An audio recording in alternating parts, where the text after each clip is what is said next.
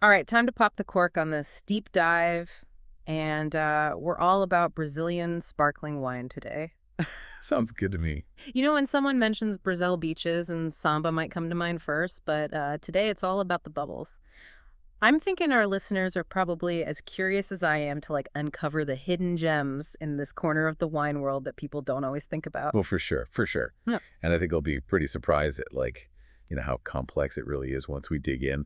Yeah, Yeah. we've got a lot of interesting stuff to go through today. Okay. Articles, guides, producer profiles, all sorts of things. And it seems like Brazilian sparkling wine, it's more than just a fun drink, Right. right? It's a reflection of the country's history and culture and innovation. Okay, so let's set the stage for everyone. We all know champagne, of course, but how did Brazil like carve out its own space in the sparkling wine world? It's not like they have, centuries old vineyards in the Amazon rainforest or anything like that, right? Well, actually, you might be surprised. So Brazil's sparkling wine journey, it doesn't go back quite as far as champagne's. Yeah. But it is really intertwined with the arrival of Italian immigrants in the 19th century. Mm. They brought with them a love for wine, of course, Mm. but also all the techniques and traditions that shaped the industry into what it is today. So is that why the Saragucha region is like the heartland of Brazilian sparkling wine? It seems like all the sources are describing this region as like this perfect landscape with perfect conditions for growing those classic champagne grapes. That's exactly it. Yeah. Saragossa, with its cool winters and mild summers, it's got the perfect terroir for Chardonnay, Pinot Noir, even Riesling Italica, which also came over from Italy. Oh, wow. But it's fascinating to see how those immigrants adapted their traditional methods to this, new environment. Yeah, I'm already seeing a pattern here. It's not just a straight copy of European winemaking, right? It's more like a fusion of old world techniques and new world terroir. That's got to be a big part of what makes Brazilian sparkling wine so unique, don't you think? Absolutely. It's that interplay between tradition and innovation that gives Brazilian sparkling wine its own distinct character. Hmm. But it's not just the Saragossa. We've got sources here that are talking about some other regions like Santa Catarina. Yeah. They're starting to make a name for themselves. Wait a minute. So there's more to discover beyond just one region. Tell me more about these up and coming places. What makes them stand out? Well, for one, they're experimenting with more than just the classic grapes. They're exploring native Brazilian varieties, which opens up a whole new world of flavors and aromas. Imagine sparkling wines with hints of tropical fruit or exotic spices, things you wouldn't find in a traditional champagne. Okay, you've really got me curious now. I need to know more about these native grapes. Are we talking bold, fruity flavors or something more subtle and earthy? What are we dealing with here? Yeah. Well, it's a pretty diverse palette, that's for sure. Some are leaning into those bright tropical notes, while others are going for more complex, almost spicy profiles. There's a whole new generation of producers who are really passionate about showcasing the terroir of these lesser-known varieties. Okay, so we've got these innovative producers, unique grapes, diverse regions. But let's talk about the bubbles themselves. I'm guessing they're using the traditional method, same as champagne, right? Yeah, you're right. The Merlot traditional is like the foundation for most Brazilian sparkling wines. But what I find interesting is that they're not just, sticking to the same old script. A lot of producers are experimenting with different aging techniques, Hmm. bottle pressures, even blending practices to get a wider range of styles and complexities.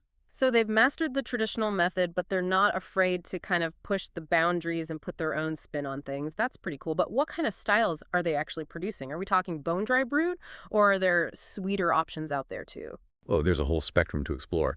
Of course, Brut is a staple, right? Offers that crisp, dry profile, perfect for celebrations or with food. But they're also producing Moscatel, which is a bit sweeter and more aromatic, often enjoyed with desserts. Although I've heard of some interesting pairings with blue cheese. Wait a second. Sweet sparkling wine with blue cheese. That sounds like an unlikely but delicious combination. Gotta tell me more about that. What's the thought process behind pairing those two together? It's all about balancing those contrasting flavors. Mm. The sweetness of the Moscatel cuts through the sharpness of the blue cheese, and it creates this surprisingly harmonious taste sensation. It really shows the creativity and diversity you can find in Brazilian sparkling wine. Okay, that pairing is officially going on my must-try list. So we've got Brut Moscatel, but what other styles should we know about? I'm ready to go deeper down this sparkling wine rabbit hole. You've got that adventurous spirit. I like it. And you won't be disappointed. There's rosé, of course, known for its delicate fruitiness and versatility. But they're also doing things like Nature Extra Brut, even Blanc de Blanc, Each one offers a unique take on the grapes and the terroir. Wow, it sounds like there's a Brazilian bubbly for every palate and occasion. But let's shift gears a bit and talk about the people behind these bottles. I'm curious to know more about the producers who are driving this whole sparkling wine revolution. That's a great transition because behind every bottle of great sparkling wine, there's a story of passion and dedication and a deep connection to the land. Our research highlights some true masters of the craft, each with their own unique approach and legacy. Well, don't leave me hanging. Give me the scoop. Who are some of these standout producers and what makes them so special? Okay, well, let's start with Familia Valduga. Their story goes all the way back to 1875. Wow. So they're true pioneers of Brazilian winemaking. They're really well known for their Valduga 130 Blanc de Blanc. It's a real testament to their commitment to quality and aging. Think about it, 130 months on the lees. That's over a decade. Wow, that's impressive. They must be pretty passionate about their craft. It's not just about making wine. It sounds like they're creating something truly exceptional. What else can you tell me about them? Well, their dedication to tradition is obvious, but they also really embrace those modern techniques and innovations. They've even started to incorporate sustainable practices, making sure they're not only making great wine, but also protecting the environment, Wow. for the future. That's great to hear. It sounds like they're building a legacy that goes beyond just the bottle. So who else is out there making waves in this Brazilian sparkling wine world? While Famiglia Miolo is another name that comes to mind, they're known for their pretty impressive range of styles, from crisp, elegant brutes to vibrant, fruit-forward rosés. They've really mastered the art of showcasing all the different terroirs that Brazil has to offer. Their Miolo Millésime Brut, for example, is like the perfect example of their balance and refinement. Yeah, I'm always interested in finding those hidden gems, wines that are both delicious and affordable. Are there any producers out there that are making high-quality sparkling wine that won't break the bank? Oh, absolutely. Cooperativa Aurora is a great example of how quality and affordability can go together. So they're a cooperative, which means they bring together a bunch of different growers, combining their expertise and resources so they can produce some really exceptional wines at prices that everyone can enjoy. Their Pinto Bandeira Brut is a fantastic way to experience the quality and value they offer. A cooperative model. That's interesting. It sounds like a real team effort, everyone working together to make something special. I like that idea. Yeah, it really shows the collaborative spirit of the Brazilian wine industry. And speaking of unique stories, you have Cave Geiss. It was founded by a Chilean entomologist who just fell in love with the potential of the Saragucha. A Chilean winemaker in Brazil. That's a cool twist. It seems like Brazilian sparkling wine is attracting talent from all over. So what about Casa Perini? I keep seeing their name pop up in the research. What makes them stand out? Their flagship Cave Geiss Brut is known for being really elegant and complex with great aging potential. Casa Perini is a great example of a producer that blends tradition and innovation really well. Their Aquarella Brut, for example, is known for being light and fresh and easy to drink, which makes it perfect for those casual get-togethers or warm summer days. But they also make more complex aged sparkling wines that can compete with some of the best in the world. You know, it's clear that there's real passion and artistry behind these wines. It's more than just the bubbles themselves. It's about the people and their stories and the land itself. And speaking of the land, those vineyard landscapes are calling my name. What can you tell me about Brazilian wine tourism? Is it as dreamy as it sounds? Oh, it definitely is. Picture yourself walking through these rolling vineyards. The sun is shining. You can smell those ripe grapes in the air. You can visit all these different wineries, tour the cellars, learn about the winemaking process from the experts themselves, and of course, enjoy some tastings. Okay, I'm sold. But give me the details. What kind of tasting experiences can I expect? Are we talking formal sit-down events or something more laid back and casual? It really depends. Some wineries have those elegant tasting rooms with guided experiences. You can really dive deep into the nuances of all the different sparkling wine styles. Others are more relaxed. You can chat with the winemakers, listen to live music, just soak in the atmosphere. I like that there's a mix of options, something for everyone. But it's not just about sipping wine, right? There's got to be some amazing food pairings, too. What are some of the classic combinations I should be on the lookout for? The pairings are incredible. Think fresh seafood, vibrant salads, creamy cheeses, even those traditional Brazilian dishes with their bold flavors and spices. The great thing about Brazilian sparkling wine is that it goes with so many different cuisines. Remember about the Moscatel and blue cheese pairing we were talking about? That's just the beginning. You know, I'm starting to realize that Brazilian wine tourism is about more than just going to a winery. It's a whole sensory experience. Yep. It's got the wine, the food, the people, and the scenery. But we've been talking a lot about Saragucha. What about those other regions, like Santa Catarina? What kind of adventures await there? That's where things get really exciting.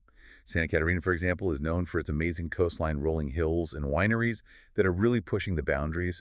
They're also embracing sustainability and even incorporating some adventure tourism into their offerings. Hold on. Adventure tourism and wine tasting. Those two don't usually go hand in hand. What are we talking about here? Hiking through vineyards, zip lining over wineries. You got it. Imagine hiking through rainforests, kayaking along these beautiful rivers, or even horseback riding through the vineyards.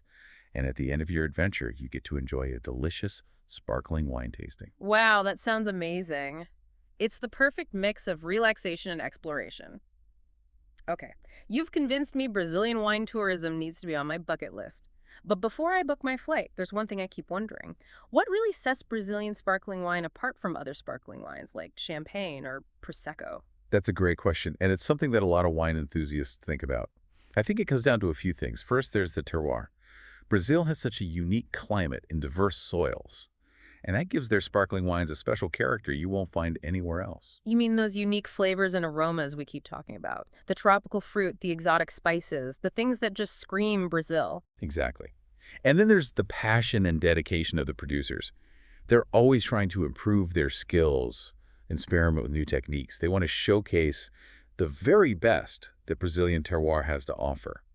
They're not afraid to try new things and create something truly unique. It seems like there's a real sense of pride and innovation driving this industry. They're not just following the rules, they're making their own path. That's right. And finally, there's that Brazilian spirit, that sense of joy and celebration that you find in every bottle. It makes you want to raise a glass and toast to life. I love that. It's like you're not just drinking a beverage, you're experiencing a piece of Brazilian culture, that vibrancy and warmth that Brazil is so famous for. Exactly. It's a really captivating combination, and it's attracting attention from wine lovers around the world. But there's one more element that makes Brazilian sparkling wine stand out, and that's their commitment to sustainability. Oh, right. We talked about that a bit earlier. It seems like sustainability is becoming more and more important in the wine world these days. How are Brazilian producers embracing this movement? They're taking a holistic approach, looking at every single step of the winemaking process, from the vineyard to the bottle. They're doing things like implementing organic and biodynamic farming practices, reducing their water consumption using renewable energy sources, and even focusing on eco-friendly packaging. That's impressive. It sounds like they're really committed to making a difference. But does this focus on sustainability actually affect the quality of the wine? Oh, absolutely. Sustainable practices lead to healthier vines, a more balanced ecosystem, and ultimately grapes with more complex and expressive flavors. It's a win-win for everyone. I'm seeing a pattern here. Innovation, sustainability, a connection to the land, and a passion for making something really special. It seems like Brazilian sparkling wine is more than just a drink. It's a reflection of the country's values. You got it. And that's what makes it so exciting to explore. It's a story that's still being written, a journey of discovery and innovation that's going to keep surprising us for years to come. Okay, we've covered a lot of ground today. From the history and production to the different regions and producers, we've really gone deep into this world of Brazilian sparkling wine. But I have to ask, what does the future hold for this growing industry? That's the big question. Right. It's one that we're going to answer when we come back for the last part of our deep dive. Ooh, cliffhanger. Don't go anywhere, everyone. We'll be right back to explore the trends that are shaping the future of Brazilian bubbly. We're back and ready for the grand finale of our deep dive into Brazilian sparkling wine. I'm excited to hear those predictions and see what the future has in store for these incredible bubbles. Well, buckle up, because the Brazilian sparkling wine scene is a hotbed of innovation. We talked about sustainability earlier, and it's going way beyond organic farming. Right. So beyond the vineyard, what does that next level of sustainability actually look like? Think about the whole life cycle of a bottle of sparkling wine. Producers are starting to use lighter glass to lower their carbon footprint when they're shipping the bottles. Some are even experimenting with alternative packaging, like recycled cardboard instead of glass. Wow, that's thinking ahead. So it's not just about being sustainable in the vineyard. They're considering the whole journey. What other innovations are we seeing? Well, remember those native Brazilian grapes we talked about? The exploration of those varieties is really taking off.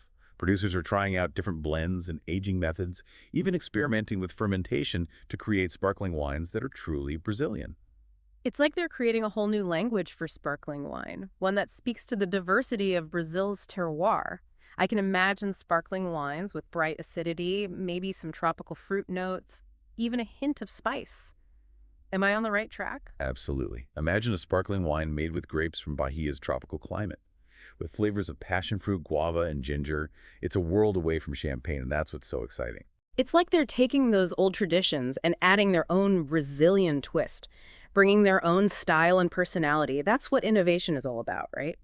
Taking the best of what we know and creating something new and interesting. Exactly. And it's not just about making delicious wine, it's also about preserving those unique grape varieties for future generations. It's a combination of cultural heritage and taking care of the environment. Our research mentioned that Brazilian sparkling wine is starting to get noticed internationally. It's not just a local thing anymore, it's making a splash on the world stage. That's right. Brazilian sparkling wines are winning awards at big competitions. You're seeing them on the wine lists at fancy restaurants and getting praise from top wine critics. They're even starting to challenge champagne and prosecco in some markets. That's amazing. What's behind this sudden popularity? Is it just the novelty or is there something more to it? I think it's a few things. The quality is definitely there. Producers are making world-class sparkling wines. But people are also appreciating the unique character and stories behind these wines. They want to try something new, something that reflects a different culture and place. Plus, that Brazilian spirit of joy and celebration is pretty hard to resist. Who wouldn't want to enjoy a glass of bubbly that represents that kind of energy? Exactly. It's more than just a drink. It's an experience. Mm. And as more people learn about it, I think we'll see even more people falling in love with Brazilian sparkling wine. So it sounds like the future of Brazilian sparkling wine is looking bright. It's sustainable, innovative, gaining recognition, and full of flavor. What more could you ask for? You said it. It's a dynamic industry that's only going to keep getting bigger and better. For anyone who loves discovering new wines, Brazilian sparkling wine is a must-try. Well, there you have it.